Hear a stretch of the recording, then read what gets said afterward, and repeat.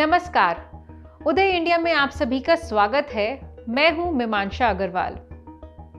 दोस्तों, आप सबको याद होगा कि कुछ ही समय पहले भारत के हंगर इंडेक्स में 107वें स्थान पर रहने का देश के अंदर मौजूद गद्दार और पाकिस्तानी खूब मजाक उड़ा रहे थे।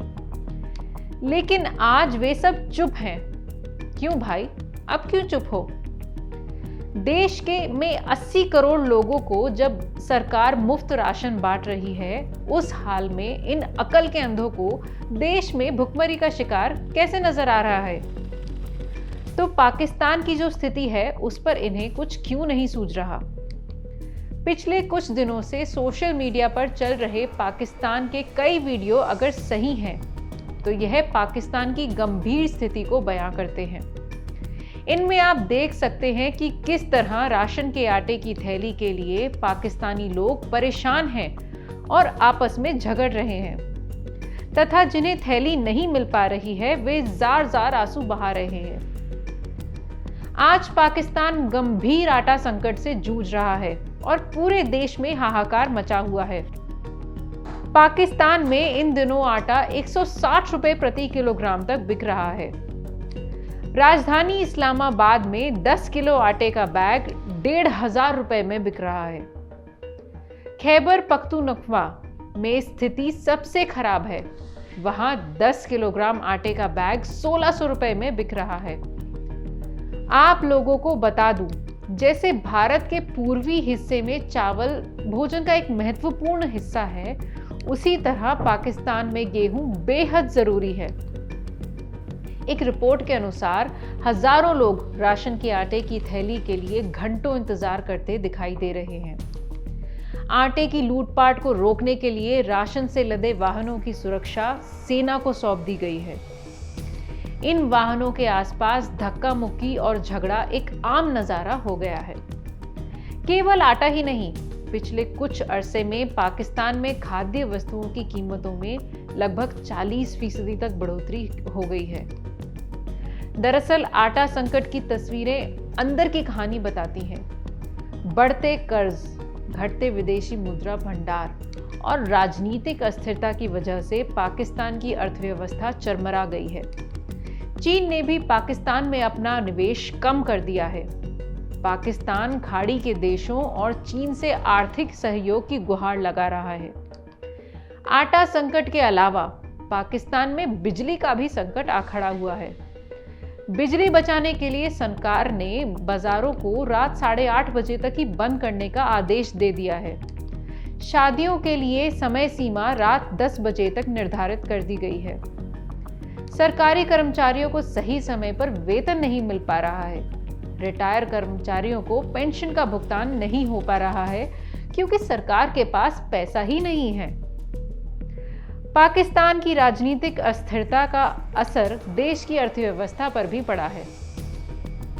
इन दिनों वहां की राजनीति में घात प्रतिघात का दौर चल रहा है। सेना और राजनेताओं की रस्साकशी में पाकिस्तान की आम जनता पिस रही है। पूर्व प्रधानमंत्री इमरान खान, शहबाज शरीफ, सरकार और सेना के बीच टकराव जनता के लिए घातक साबित हो रहे हैं। पाकिस्तानी प्रधानमंत्री खुलेआम कह रहे हैं कि एक न्यूक्लियर पावर होने के बावजूद भीख मांगना देश के लिए शर्म की बात है। यह तो स्थिति है वहां की। आप सबको याद होगा कि हमारा एक अन्य पड़ोसी देश श्रीलंका भी आर्थिक संकट से जूझ रहा है। वहां स्थिति ऐसी है कि एक कप चाय के लिए लोगों को 100 रुपए तक देने पड़ रहे हैं। ब्रेड और दूध जैसी जरूरी चीजों के दाम भी आसमान पर हैं। उपलब्ध सूचनाओं के अनुसार श्रीलंका में ब्रेड के एक पैकेट की कीमत 150 रुपए तक पहुंच गई है और गैस सिलेंडर का दाम 4,000 रुपए तक पहुंच गया है। विशेषज्ञों का मानना है कि इन दोनों देशों की यह स्थिति वित्तीय अनुशासन की अनदेखी के कारण हुई है। इसके लिए वहां की सरकारें और नेता जिम्मेदार हैं।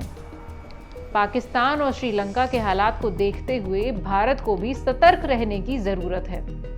भारत में भी मुफ्त रेवड़ी बांटकर वोट पाने की प्रवृत्ति जोर पकड़ रही है। किसी भी तरह सत्ता पाने की होड़ में मुफ्त बिजली, मुफ्त पानी, मुफ्त टीवी, मुफ्त स्कूटी, मुफ्त लैपटॉप, मुफ्त स्मार्टफोन जैसी चुनावी वादे चुनावी घोषणा पत्रों में शामिल हो रहे हैं। ऐसा नहीं है कि यह सब अभी ही शुरू हुआ है। इसकी शुरुआत सन 1967 में तमिलनाडु के विधानसभा चुनाव से हुई थी।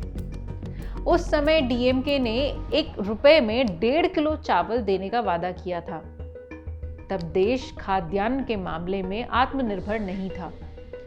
इसके पहले हिंदी बेल्ट में भी यह बीमारी नहीं थी, लेकिन अब यह सभी राज्यों में फैल चुकी है। मुफ्त की इन चीजों के कारण लोगों को जरूरी बुनियादी सुविधाएं से वंचित रहना पड़ता है। साथ ही उनकी कीमतें भी बढ़ी हुई हैं, टैक्स के रूप में भी चुकानी पड़ती हैं। लेकिन इसमें एक बात यह भी है कि हमें रियायतों और मुफ्तखोरी के अंतर को भी समझना होगा। मुफ्त चावल या अनाज बांटने की घोषणाएं या मुफ्त शिक्षा व स्वास्थ्य सेवाओं को जनता का अधिकार है और सरकार का कर्तव्य भी, लेकिन मुफ्त टीवी या मुफ्त स्कूटी, लैपटॉप व स्मार्टफोन मुफ्तखोरी की श्रेणी में आते हैं।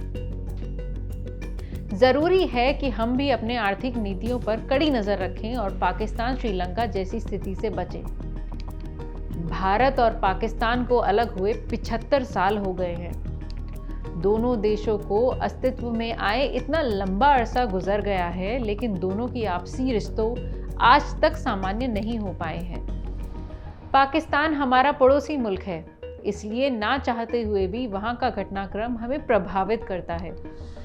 दुख होता है कि वहां की स्थिति देखकर आखिर वह भी तो अपने अखंड भारत का ही नागरिक है।